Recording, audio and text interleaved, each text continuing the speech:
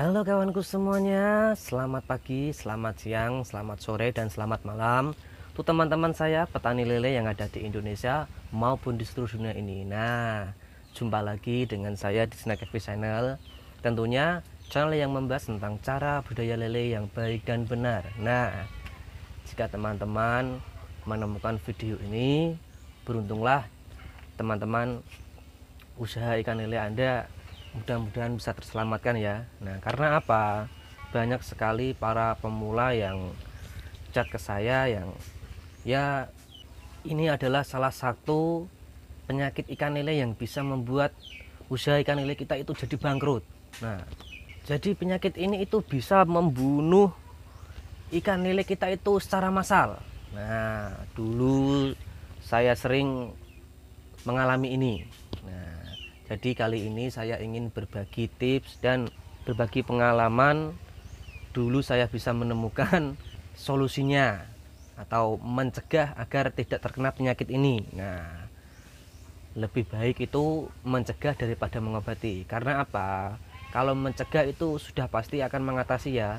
Tapi kalau mengobati itu belum tentu mengatasi. Karena apa? Ya obat kan ya namanya ikhtiar. Jadi lebih baik itu mencegah daripada mengobati. Nah, terus penyakitnya apa mas? Penyakitnya adalah moncong putih atau kumis keriting, nah atau penyakit jamur. Nah, ini terjadi biasanya pada benih ikan lele yang baru ditebar ya.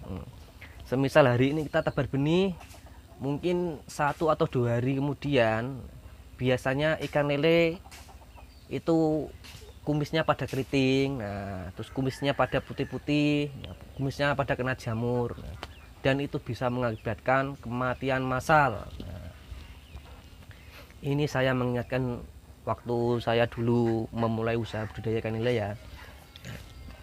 Dulu itu saya sering kali gagal. Kenapa gagal? Karena saat tebar benih esoknya pada mati semua, pada kena jamur, kena moncong putih.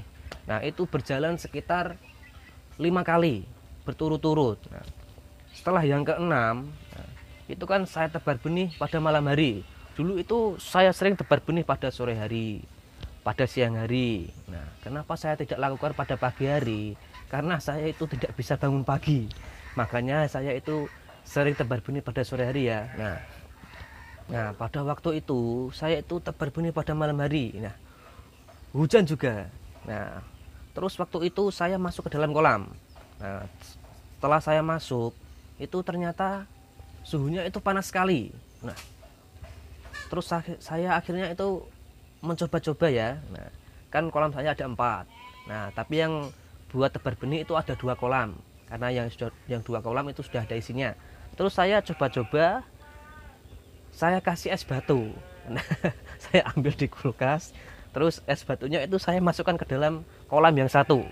Jadi saya coba-coba, yang satu saya kasih es batu dan yang satu saya tidak kasih es batu. Nah, terus keesokan harinya kolam yang tidak saya kasih es batu itu benihnya pada kena jamur atau moncong putih atau kumis keriting tadi. Jadi terus dari situ saya simpulkan berarti kumis keriting atau jamur atau moncong putih tadi itu terjadi karena apa?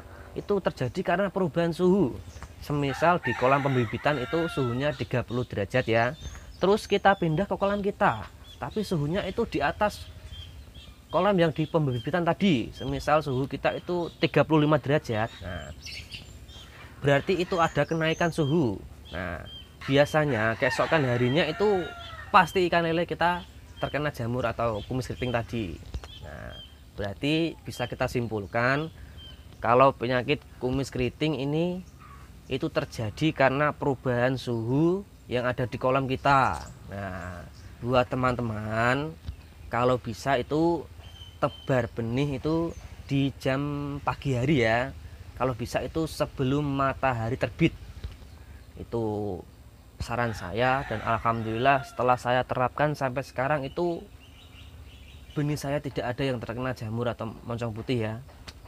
Tapi sekarang kan saya membicarakan sendiri, tapi kadang-kadang saya juga beli karena saya itu ya kadang-kadang indukan belum matang gunat dan sudah waktunya tebar benih belum bisa memisahkan lagi. Nah, jadi terus kadang-kadang kan teman-teman bilang begini, Mas, bagaimana cara mengobatinya? Nah, buat teman-teman, sebenarnya penyakit ini itu susah diobati ya. Nah, sampai sekarang saya itu masih bingung, ini obatnya apa. Jadi dulu saya itu sering tanya-tanya ke orang, pakai obat ini, pakai apa tadi? Dulu saya pakai salah satu produk yang ada di pasaran, itu namanya adalah Blue Dog kalau nggak salah ya. Itu katanya bisa menyembuhkan penyakit kumis keriting atau jamur, tapi ternyata apa, hasilnya nol, malah pada mati semua. Terus saya bertanya kepada salah satu seorang petani ikan lele ya yang ada di desa saya ya, katanya dikasih obat super tetra. Nah, setelah saya terapkan, ternyata alhamdulillah itu obatnya bekerja. Jadi setiap hari itu kematiannya itu akan menurun. Kalau disuruh langsung sembuh total tentunya tidak bisa ya teman-teman ya. Jadi kalau semisal hari ini kita kasih super tetra, terus di hari-hari kemudian itu semisal angka kematiannya itu menurun, berarti itu obatnya bekerja dengan baik ya. Jadi buat teman-teman kalau bisa itu mencegah daripada mengobati. Nah, buat teman-teman lakukan tebar benih pada pagi hari, dan kalau bisa beli benih itu sedekat mungkin ya, jangan jauh-jauh. Nah, kemarin itu ada salah satu chat dari bapak siapa ya, dari Sukabumi. Nah, dia itu mengeluh begini, Mas, ikan saya ini kena penyakit jamur kumis keriting, ini bagaimana cara mengobatinya? Nah, terus saya tanya, Pak, waktu tebar benih itu jam berapa? Nah, ternyata pas waktu tebar benih itu siang hari. Terus dia bilang, siang hari Mas, tapi katanya dari Balai Perikanan itu tidak apa-apa. Nah, tapi ternyata sampai ke kolam terkena penyakit jamur. Terus saya bilang begini, ya minta ganti Pak, karena dia yang berani jamin tidak apa-apa, tapi kenyataannya di kolam kan terkena penyakit jamur ya, harusnya itu berani ganti, tapi dia bilang wah nggak mungkin Mas. Jadi dari sini kita bisa simpulkan kalau penyakit jamur atau kumis keriting itu adalah penyakit yang paling bahaya menurut saya ya. Kalau penyakit seperti kembung, kudisan atau aeromonas itu menurut saya masih ringan, sedikit ringan karena penanganannya itu termasuk mudah. Tapi kalau penyakit kumis keriting atau penyakit jamur tadi itu penanganannya sangat susah sekali ya teman-teman ya. Nah, sampai-sampai saya itu bereksperimen, kolam saya kasih es batu. Itu adalah pengalaman saya menemukan solusi bagaimana caranya agar benih ikan lele saya itu tidak kena penyakit jamur atau moncong putih tadi ya. Nah, jadi buat teman-teman tebar benih kalau bisa itu sebelum matahari terbit. Nah, biasanya kan itu di jam 8 atau jam 7. Nah, lebih amannya lagi itu kolamnya itu atasnya dikasih atapan kolam ya. Itu kenapa? Kalau atasnya kita kasih atap itu kan ada tempat yang gelap ya. Biasanya ikan lele itu akan mencari di tempat yang gelap. Nah, itulah kawanku semuanya, tips singkat dari saya. Nah, beruntunglah teman-teman jika melihat video ini karena usaha teman-teman akan terselamatkan ya. Saya tidak menjamin, tapi alhamdulillah saya sudah terapkan dan cara ini menurut saya yang paling ampuh, dan penyakit inilah yang bisa membuat usaha kita itu menjadi gulung tikar ya.